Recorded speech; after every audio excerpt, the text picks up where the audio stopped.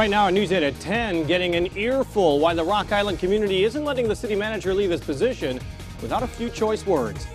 And ruffling feathers why a group of chickens showed up at a city council meeting in the Quad Cities tonight. Live from WQAD, News 8 at 10 starts now. Good evening, I'm Jim Mertens. Thanks for joining us tonight. Denise has the night off. And in your top story, Rock Island's top administrator gets an earful as he announces he's quitting his job. Thomas went before the city council tonight to say he will resign as city manager, and tonight the mayor officially accepted the resignation. It comes just days after the city's multi-million-dollar push for a new Walmart development fell through. News 8's Jessica Dedita joins us now live outside City Hall. Jessica, some members of the public had more than best wishes to send to the city's top administrator, huh? Yeah, Jim, there are plenty of people still stinging from the city's plan to spend $15 million to bring Walmart in, only to see it walk away. And some of those people are upset that the city administrator is getting paid to walk away from his job. Rock Island City Manager Thomas made it official. I enjoy the fact I'm leaving here in good standing, and I'll see what the future holds for me.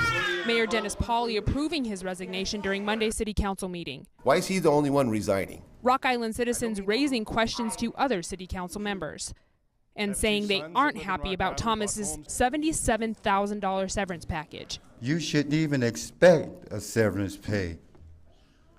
You should be saying, give those poor people this money back. They want that money to go towards paying off the $15 million the city paid for the demolition of the Walmart site. You don't have to take it. You can sign that check back over to the citizens. If he would have been fired, he would have received the same severance package. So this, I think, is the best way to go. Everybody parts on good terms. Thomas says the community response is part of the job. You get credit and things go good, and you get the negatives when things go bad. That's part of it. Through the good and the bad, his colleagues wish him the best. I wish Mr. Thomas nothing but the best in his future endeavors. He came here 5 years ago. I think everything that he's done has been in the best interest of the city. And Thomas is leaving his position almost immediately. His last day in his job will be tomorrow, and he tells me he's looking for other opportunities anywhere in the country. Reporting live in Rock Island, Jessica Dedita, WQAD News 8. Mayor Pauly also says Public Works Director Randy Tweet will be interim city manager until the council approves a new city manager. Chickens made an appearance at tonight's city council meeting in Rock Island. Well, not actual chickens, but people dressed up like them. The group was at tonight's meeting supporting a move to allow backyard chickens within city limits. It would allow homeowners to have 6 hens, but right now council members are split on the issue.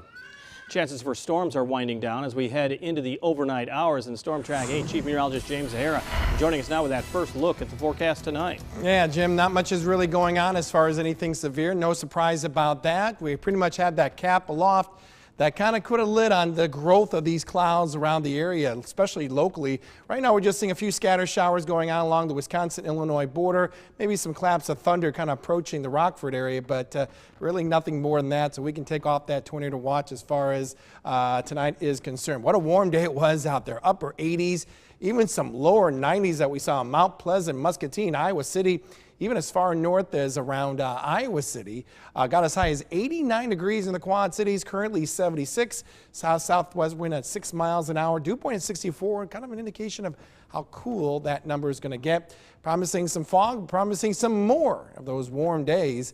And we'll tell you for how long, coming up in just a few minutes. Jim? All right, thank you, James. The iconic former Lodge Hotel is now being reduced to rubble. Today, crews started demolishing the hotel in Bettendorf, and News 8's Jenna Morton tells us why so many people came out to see it one last time. This is somewhat of a funeral, I guess, of sorts. Saying goodbye is never easy. Dearly beloved, we're gathered here to say goodbye. But this ending, some say they saw it coming. Tearing down it because it's so old, it even falls apart. Many came to see the historic former Lodge Hotel whole one last time. I spent a lot of time here, so it's kind of strange to watch. And many will say it's been a life serving a purpose. We had our wedding reception here, and I just always remember the Lodge being here for as long as I've lived in Bettendorf. While little ones knock out for We'll probably only know of it through stories told. I'm watching Dim Demolition a lot. Ethan just told me, Mommy, I know this is special for you. I'm sorry, but this is demolition and it's really fun. Some watched up close. The big one up there, it's got to go up and down. It's a lot slower. While others lined up on Spruce Hills, all watching a piece of history come down. I didn't think it'd be that big of a deal, but actually watching it's kind of, you know, kind of eye-opening. Piece by piece. It's just such a huge landmark and very crazy to see it go down like this. Soon be gone, but it'll be replaced by something good. Hoping its replacement will spend a lifetime creating new memories. I'm eager to see what they do with it and what happens. In Bettendorf, Jenna Morton, WQAD News 8. Crews say it'll take until the end of the year to have the lodge completely torn down. So far, there are no concrete plans for what will go on the site. Bettendorf city leaders are also working on a plan to bring in more development to the community. The council meeting tonight to draft a plan on how to entice builders to come to Bettendorf and use some tax credits. Mayor Bob Gallagher saying there's a need for more development in the downtown area and also by the Interstate 74 corridor once the new bridge is finished. So our downtown right now is in need of some development, and we have an excellent opportunity to incentivize developers to come build what we want to see happen in downtown Bettendorf and on our riverfront. The mayor wants to have a plan in place by the end of the year, if not by the end of the fiscal year in June. The new land-based casino in Bettendorf now has a new owner. Eldorado Resorts, based in Reno, is buying the company that owns the Isle of Capri for nearly $2 billion. In the meantime, it's business as usual at the Isle as leaders from both companies work on a transition plan, leaving nearly 1,000 employees at the Bettendorf Casino still wondering just what would happen next. My hope is that those folks that have worked here for a long time continue to work there, and it continues as is a great operation in downtown Bettendorf. The sale of the Isle of Capri will take nearly a year to complete. 2 people are recovering tonight after police say they were hit by a car in Davenport. It happened last night at Harrison Street and Central Park Avenue. Both people taken to the hospital. One seriously hurt but is in stable condition, we're told. The other treated and released.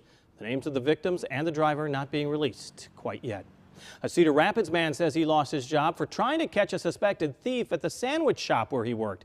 Justin Knapp says a customer accused an employee of stealing his sunglasses, so Knapp went through this security video and saw it was another customer who took them. He posted the video on social media calling out the suspected thief, but ended up being fired for violating the customer's privacy. You try to teach your kids that honesty will get you far in life, and well, this company thinks it gets you fired. The man accused of stealing the glasses said he mistook them for his own. No charges are being filed. Still ahead on News 8 at 10, accidental citizens. How hundreds of immigrants were mistakenly granted citizenship in the U.S. And the overseas trip that's raising red flags about the man accused of planting bombs in New York and New Jersey. You're watching WQAD News 8 at 10 with Jim Mertens and Dundee Sinitka.